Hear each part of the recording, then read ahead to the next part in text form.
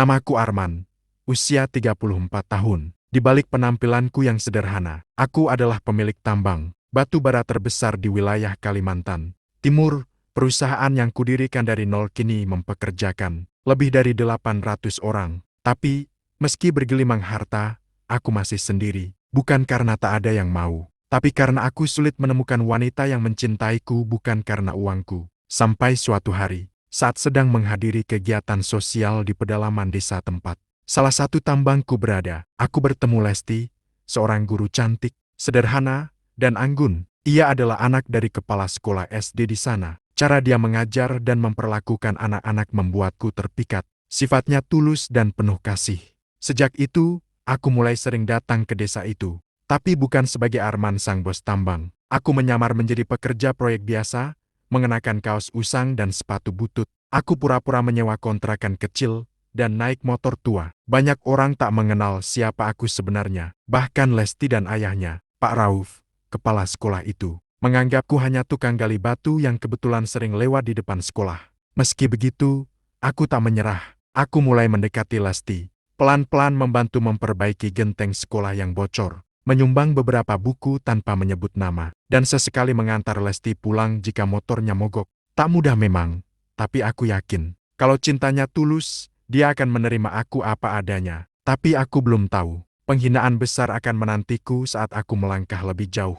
Sejak pertama kali melihat Lesti, aku tahu dia berbeda, bukan hanya karena wajahnya yang lembut dan anggun, tapi karena caranya mengajar anak-anak di sekolah desa itu. Ia sabar, telaten, dan penuh semangat meski fasilitas sekolah sangat terbatas. Aku pun memutuskan untuk semakin sering mendekatinya. Aku mulai sering muncul di sekolah dengan dalih bantu-bantu proyek bangunan kecil, seperti menggali parit dan merapikan pagar sekolah yang rusak. Kadang aku datang pagi-pagi, menyapu halaman atau menyiapkan air bersih untuk guru-guru. Mereka mengira aku hanya buruh harian biasa, dan aku biarkan saja begitu. Hari itu, aku sengaja datang lebih pagi. Aku melihat Lesti sedang membersihkan ruang kelas sendirian. Aku menyapanya sambil membawa sekotak makanan ringan. "Pagi, Bu Guru, saya bawa roti sedikit. Mungkin bisa buat sarapan ringan."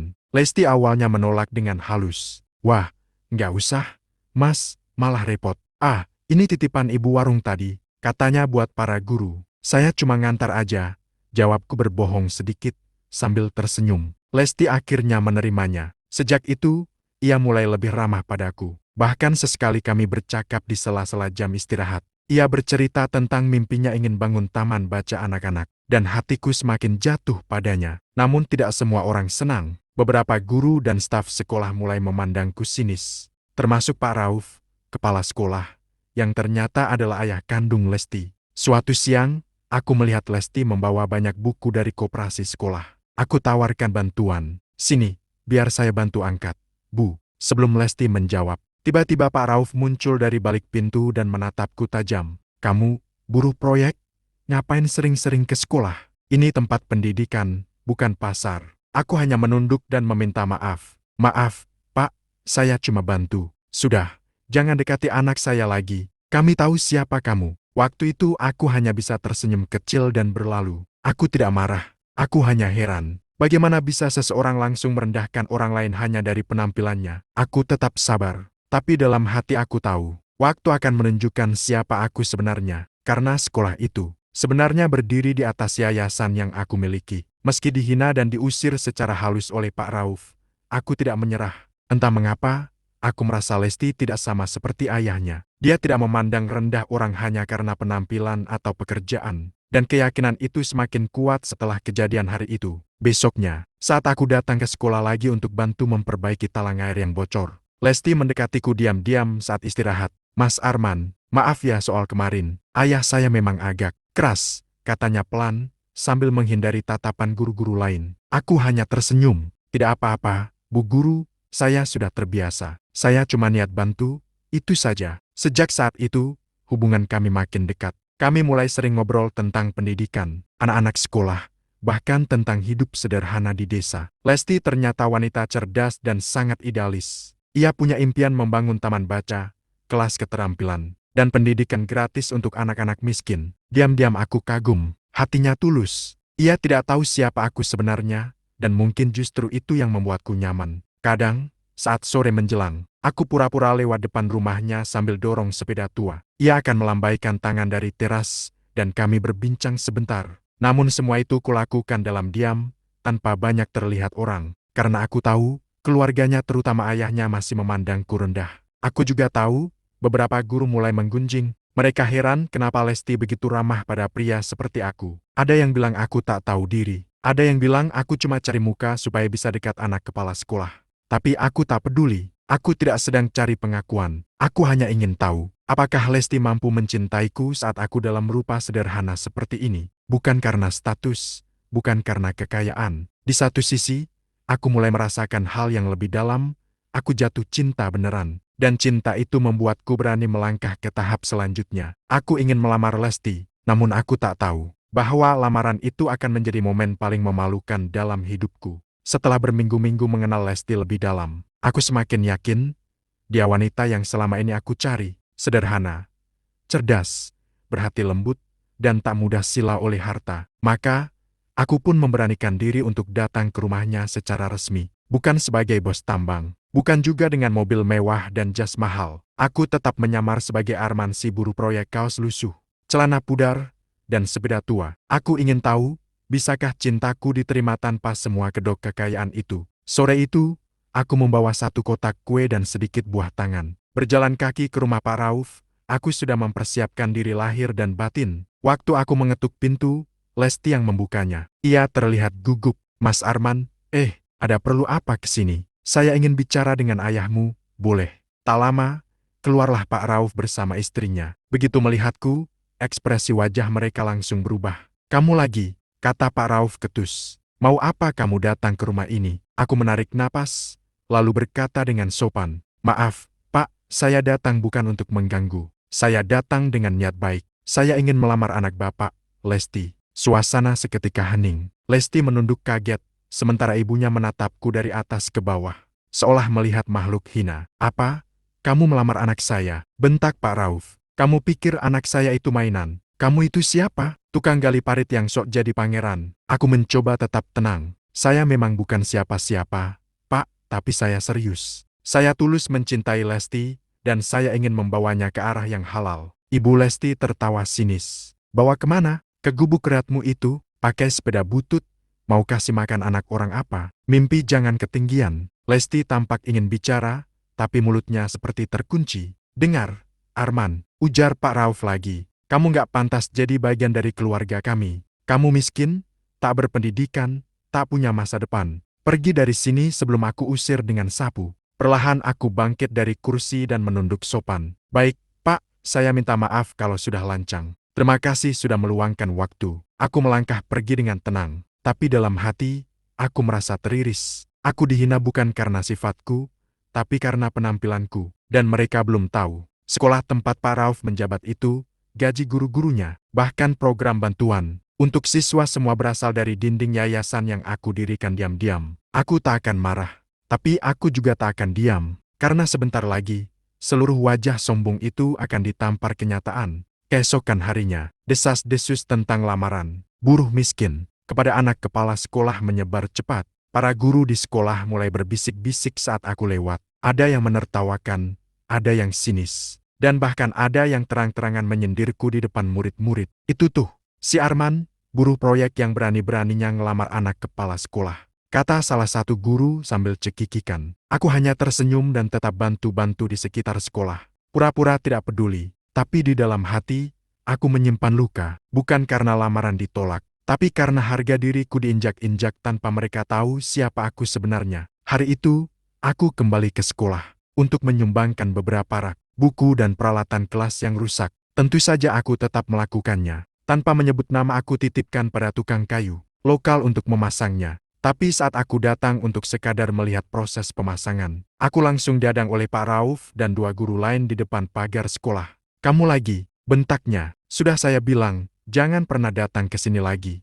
Kamu ganggu kenyamanan sekolah dan keluarga saya. Maaf, Pak, saya cuma mau lihat rak bukunya. Itu untuk anak-anak, bukan untuk saya. Anak-anak, kamu pikir dengan bantu sedikit-sedikit, kamu jadi pahlawan. Sekolah ini nggak butuh belas kasihan dari orang seperti kamu, katanya sinis, lalu meludah ke tanah. Ibu Lesti juga keluar dari ruangan guru. Ia melipat tangan di dada, lalu menyemburkan kalimat yang membuat para guru dan staf tertawa. Ngaca dulu kalau mau melamar anak orang. Udah miskin, sok jadi dermawan. Beberapa guru dan pegawai ikut tertawa. Bahkan seorang guru muda sempat mengangkat ponselnya dan merekam diam-diam, seolah ingin menyebarkan drama lucu ini ke media sosial. Lesti ada di dalam kelas. Kulihat dari jendela. Ia hanya bisa menunduk, tak berani keluar. Mungkin malu, atau mungkin dia pun diam-diam menyetujui apa yang keluarganya katakan. Aku diam, tak membalas satu kata pun. Hanya memandangi sekolah itu sekali lagi. Sekolah yang berdiri dari hasil donasi yayasan yang aku buat. Dengan dana pribadi yang kuberi tanpa nama. Ironis, mereka mengusir pemilik dari tempat yang ia bangun sendiri. Aku pun pergi, tapi tidak untuk mundur. Aku pergi untuk mengangkat topeng. Sudah waktunya mereka tahu siapa aku, dan mereka akan menyesal dengan sangat dalam. 2 hari setelah aku diusir secara memalukan dari depan sekolah, aku duduk di ruang kerjaku, sebuah kantor megah di lantai 3 gedung perusahaan tambang milikku. Aku menatap selembar dokumen penting di hadapanku. Surat kepemilikan Yayasan Pendidikan Cahaya Bangsa, yayasan yang menaungi sekolah tempat Lesti dan ayahnya bekerja. Ya, aku pemilik sah yayasan itu. Dulu aku memang sengaja menyembunyikan identitasku, karena ingin membangun tanpa pamrih,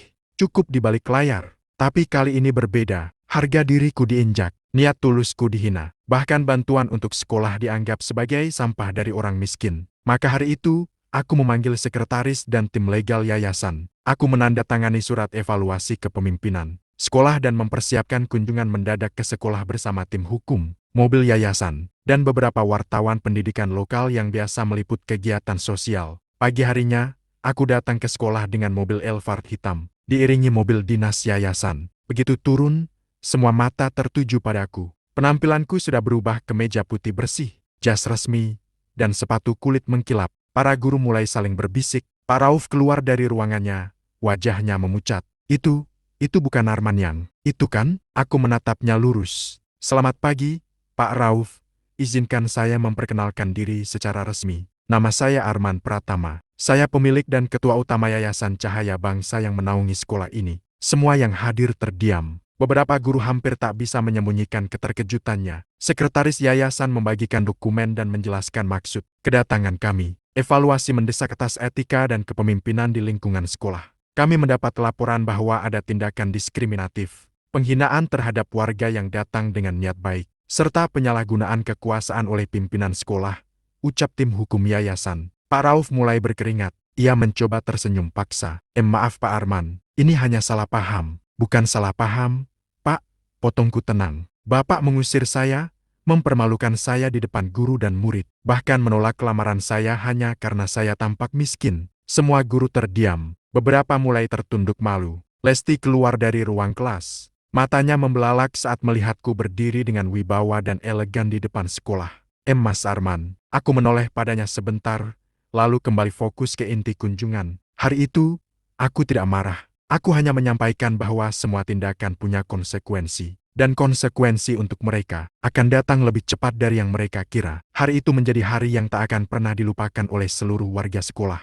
Setelah memperkenalkan diriku sebagai pemilik yayasan, suasana menjadi kacau. Wajah-wajah yang dulu mengejek kini menegang. Mata-mata yang dulu memandang rendah kini menunduk penuh rasa takut. Tapi ini belum selesai. Beberapa hari kemudian, aku kembali datang ke sekolah kali ini bukan hanya sebagai pemilik yayasan, tapi juga sebagai pemberi keputusan, penuh terhadap nasib, kepemimpinan di sekolah itu. Aku turun dari mobil mewahku, mengenakan setelan jas hitam elegan. Di belakangku, 2 pengacara yayasan dan tim audit pendidikan ikut, turun membawa berkas dan dokumen. Media lokal pun ikut meliput. Para guru yang melihat langsung menghentikan aktivitas mereka, lalu mengumpulkan diri di halaman sekolah. Wajah-wajah tegang, penuh tanda tanya. Pak Rauf berdiri paling depan, dengan wajah pucat pasi. Istrinya berdiri di sampingnya, berusaha bersikap tenang, walau matanya jelas penuh ketakutan. Sementara Lesti hanya berdiri jauh di belakang, memandangku tanpa kata. Aku buka map besar berisi dokumen hasil audit dan laporan. Berdasarkan penilaian yayasan serta pengawasan moral, ditemukan adanya penyalahgunaan wewenang,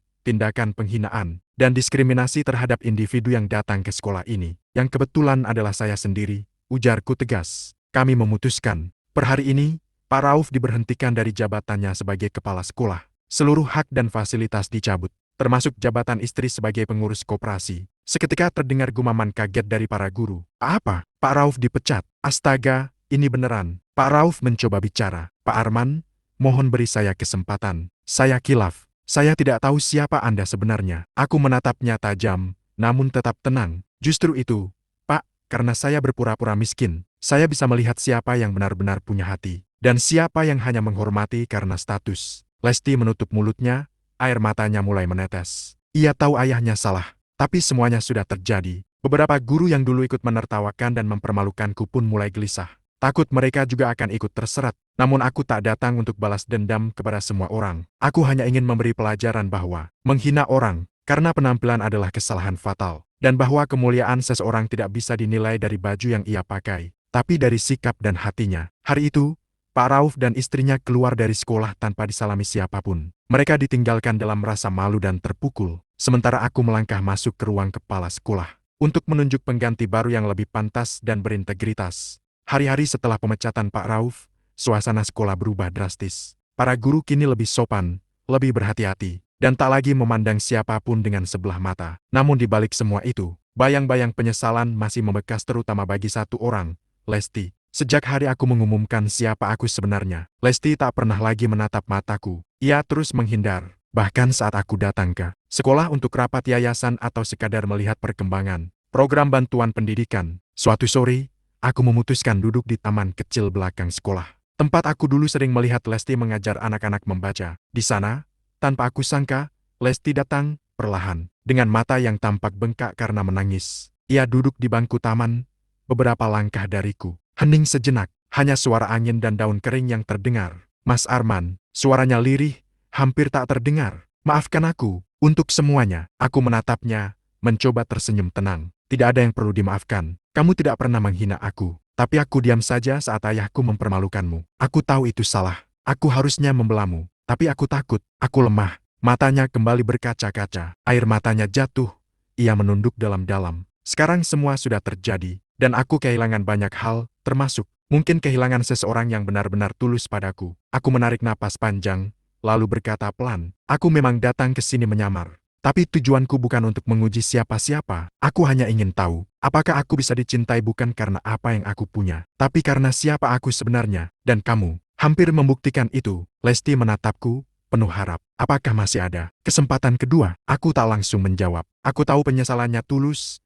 Aku juga tahu dia bukan wanita jahat. Tapi luka itu masih ada. Bukan karena Lesti, tapi karena lingkungan yang membentuknya. Untuk melihat segalanya, berdasarkan status dan kekayaan. Aku butuh waktu, Lesti, ucapku lembut. Cinta itu bukan cuma soal rasa, tapi juga keberanian untuk berdiri melawan yang salah. Dan mungkin, saat itu kamu belum cukup kuat. Lesti hanya bisa menangis. Tapi kali ini aku tidak ingin melihat tangisan itu sebagai bentuk kelemahan, melainkan sebagai tanda bahwa ia mulai mengerti apa itu cinta yang sejati. Beberapa minggu berlalu sejak pertemuan terakhir kami di taman sekolah. Hidup kembali berjalan normal, setidaknya untukku. Sekolah kini dipimpin oleh kepala sekolah baru yang lebih bijaksana dan terbuka. Dan aku tetap menjalankan peranku sebagai pembina yayasan dari balik layar. Seperti dulu, nama Pak Rauf dan istrinya tak lagi terdengar. Setelah dipecat, mereka memilih pindah ke kampung sebelah, menjauh dari rasa malu yang tak kunjung hilang. Sementara itu, Lesti tetap tinggal mengajar, bekerja dengan sungguh-sungguh, dan menunjukkan sikap yang jauh lebih matang. Ia tak lagi memandang siapapun dari luarnya saja. Ia belajar,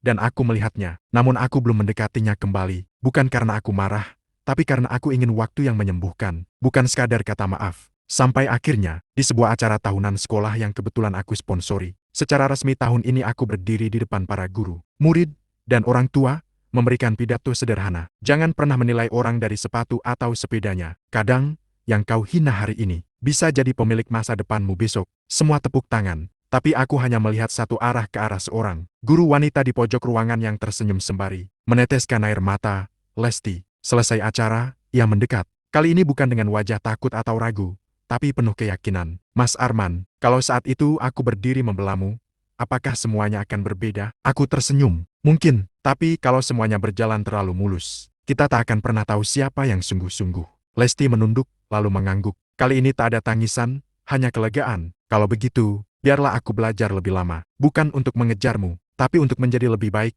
siapapun yang nanti pantas untukku. Aku menatapnya penuh hormat, dan kamu layak mendapatkan yang terbaik, Lesti. Kami pun berpisah di akhir acara itu dengan cara yang paling elegan, tanpa dendam, tanpa benci, tanpa drama. Hanya rasa saling menghargai, dan pelajaran hidup yang tak ternilai harganya. Karena kadang, akhir yang berkelas, bukan soal bersama atau tidak, tapi soal bagaimana kita saling meninggalkan jejak kebaikan dalam hati masing-masing.